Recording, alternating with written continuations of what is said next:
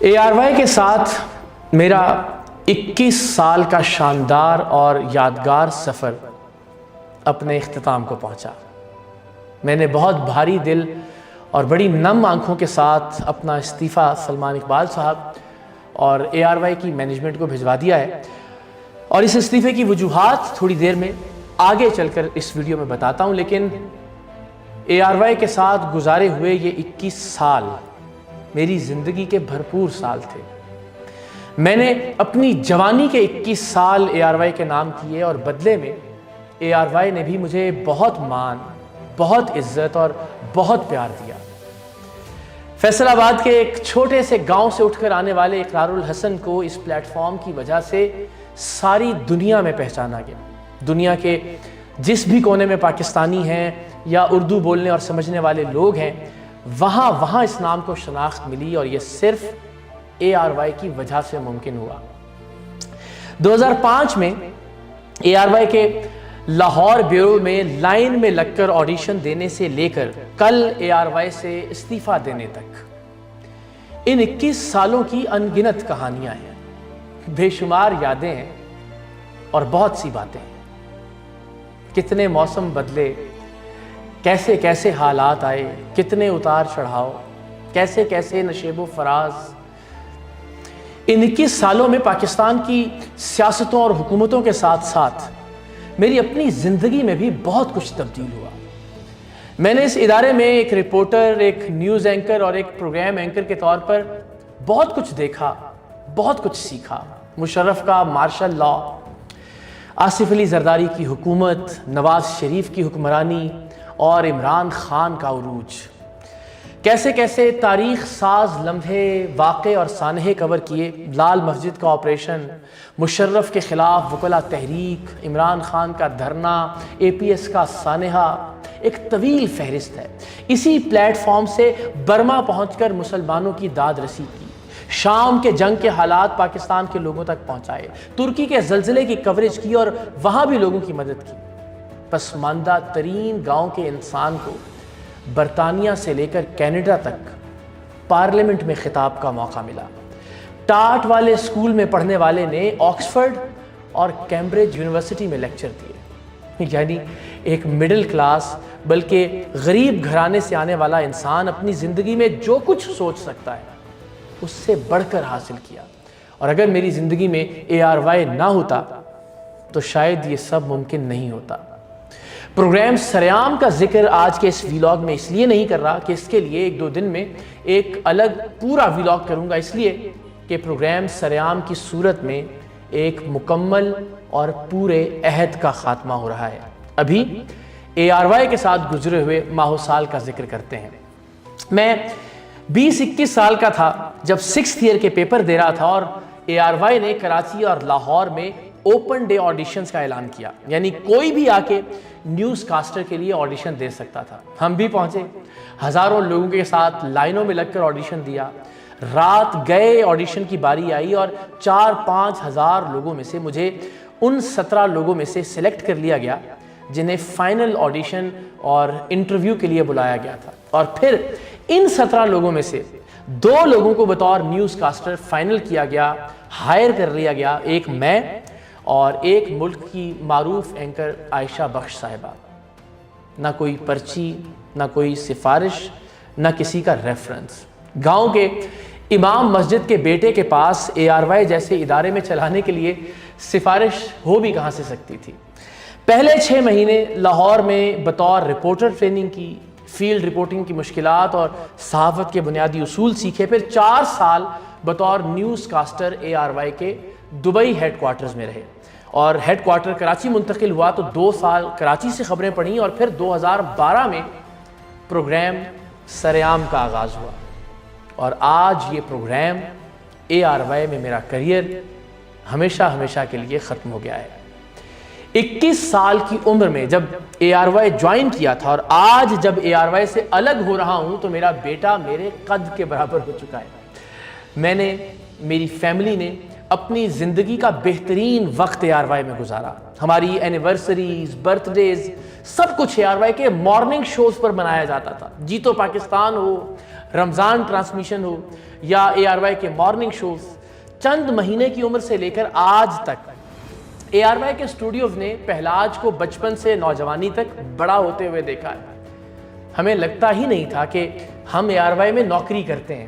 ARY کے channels, ARY کی کوئی فلم، ARY کی PSL کی ٹیم کراچی کنگز، ہمیں لگتا تھا کہ یہ سب کچھ ہماری ذاتی ملکیت ہے۔ سلمان اقبال، ان کے والد حاجی اقبال، چچا حاجی رؤوف، کزن محبوب بھائی اور شعیب بھائی، ایسا لگتا تھا کہ یہ سب ہمارے فیملی ممبر ہیں اور سب ہمیں بچوں اور بھائیوں کی طرح پیار اور عزت دیتے تھے۔ آج ایک ادارہ چھوڑنے کے ساتھ ساتھ ایک فیملی سے بھی الگ ہونے کا احساس ہے، اور ظاہر ہے یہ احساس دل کو تھوڑا اداس کر رہا ہے۔ ARY میں میرا سفر ایک شخص کے ذکر کے بغیر نامکمل ہے۔ عماد یوسف ARY کے پریزیڈنٹ۔ مجھے یہ کہنے میں کوئی عار نہیں کہ اگر یہ آدمی نہ ہوتا تو شاید اقرار الحسن وہ اقرار الحسن نہ ہوتا جسے آپ جانتے ہیں۔ پروگرام سریعام شروع کرنے کا موقع دینے سے لے کر اس پروگرام کی کامیابی کے لیے ہر لحظہ، ہر لمحہ، ہر طرح سے ساتھ کھڑے ہونے تک میرا پورا کریئر عماد یوسف کے خلوص اور اعتماد کا مقروض ہے۔ وسیم بادامی کے ذکر کے بغیر ARY کے ساتھ گزارے ہوئے میرے 21 سال کی کہانی بھلا کیسے مکمل ہو سکتی ہے؟ میرا بھائیوں جیسا دوست اور دوستوں جیسا بھائی، محنتی اور محنتی۔ اللہ نے وسیم بادامی کو آج جو بھی عزت، مقام اور مرتبہ دیا ہے وہ اس کا حقدار ہے، اور میری دعا ہے کہ وہ اس ادارے میں ہر دن کامیابی اور ترقی کی نئی منازل طے کریں۔ وسیم بادامی اور میری دوستی کی کہانی ایک اور انسان کے ذکر کے بغیر نامکمل ہے، اور وہ ہے ہمارا مرحوم دوست راجہ مطلوب۔ راجہ صاحب کا کبھی ARY سے ڈائریکٹلی براہ راست کوئی تعلق نہیں رہا، لیکن ARY کے مالکان سے لے کر مینجمنٹ تک اور مینجمنٹ سے لے کر ملازمین تک سب کے سب لوگ راجہ صاحب کے دل دادا تھے۔ آج ARY چھوڑتے ہوئے جو شخص مجھے سب سے زیادہ یاد آ رہا ہے وہ راجہ مطلوب ہے۔ راجہ صاحب ہوتے تو اس فیصلے پر وہ اور میں گھنٹوں باتیں کرتے۔ یہ ویلاگ ریکارڈ ہونے سے پہلے بہت دیر تک ان سے ڈسکشنز ہوتی ہیں کہ ویلاگ میں کیا بات کہنی چاہیے، کیا بات نہیں کرنی چاہیے، اور یہ بھی سچ ہے کہ اگر آج راجہ صاحب ہوتے تو اس ویلاگ میں ان کا ذکر نہ ہوتا۔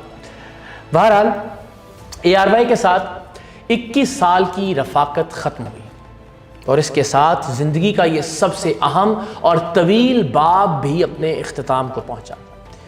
ان 21 سالوں میں خوشیاں بھی تھیں، دکھ بھی تھے، تالیوں اور واہ واہ کی صدائیں بھی تھیں، اور تنقید اور الزامات کا شور بھی تھا۔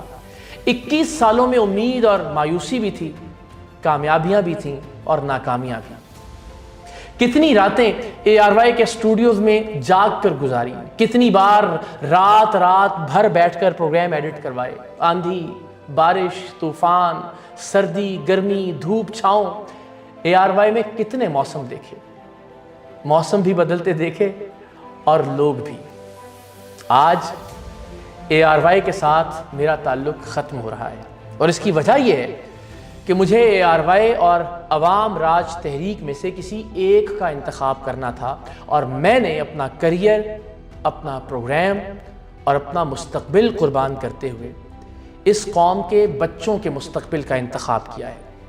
اللہ جانتا ہے کہ آج کی تاریخ میں مجھے نہیں معلوم کہ اب میرا گھر کیسے چلے گا، کیونکہ ہم مڈل کلاس سے اٹھنے والے سیلف میڈ لوگوں کی زندگی ضرورتیں اور خواہشیں پوری کرنے میں اتنی مگن ہو جاتی ہے کہ سیونگز کبھی ہو ہی نہیں پاتی۔ لیکن مجھے یقین ہے کہ جو پروردگار مجھے یہاں تک لایا ہے اس نے آگے کے لیے بھی کچھ اچھا سوچا ہوگا۔ روزگار کا کچھ نہ کچھ انتظام ہو ہی جائے گا، لیکن اب میری زندگی کا اولین مقصد عوام راج تحریک ہے۔ میں چاہتا ہوں کہ اس ملک میں عام لوگوں اور مڈل کلاس کا اقتدار ہو۔ 78 سال سے وزیراعظم بننے والے وڈیروں، جاگیرداروں اور امیر زادوں کے نظام کا خاتمہ ہو، اور اس قوم کو فوجی اور سیاسی ڈکٹیٹرشپ سے چھٹکارا حاصل ہو۔ لیکن یاد رکھیے، فوجی ڈکٹیٹروں سے چھٹکارا تبھی ممکن ہے जब हम सियासी डिक्टेटरों से जान छुड़वाएंगे। इस मुल्क के लोग अवाम राज तहरीक के प्लेटफॉर्म से एक ऐसी सियासी जमात बनाएंगे जो ना इकरारुल हसन की मलकियत हो और न किसी भी और शख्स या ख़ानदान की। ऐसी जमात जो पाकिस्तान के आम लोगों की मलकियत हो, पाकिस्तान के आम लोगों के बच्चों की मलकियत हो, जिस जमात में मेरिट और इंटरनल इलेक्शन के ज़रिए ये लोग अपने अंदर से, अपने दरमियान से अपने जैसे लीडर्स खुद मुंतखब करें।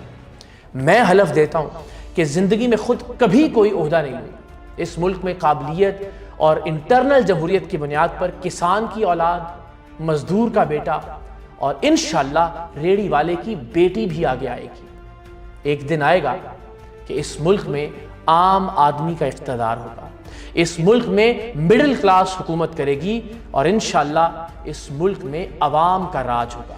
और इस सब के लिए सबसे पहले ज़रूरी है कि एक ऐसी जमात बने जिसके अपने अंदर जमहूरियत हो, जिसमें सबके पास चापलूसी और खुशामद के बगैर आगे आने का बराबर मौका हो। बात याद रखें, जिन सियासी जमातों के अपने अंदर मेरिट नहीं, वो कभी भी मुल्क में मेरिट का निफाज नहीं कर सकती। और जो लीडर अपनी पार्टियों में जमहूरियत नहीं ला सके, वो कभी इस मुल्क में जमहूरियत नहीं ला सकते। पाकिस्तान जिंदाबाद, अवाम राज पाइंदाबाद।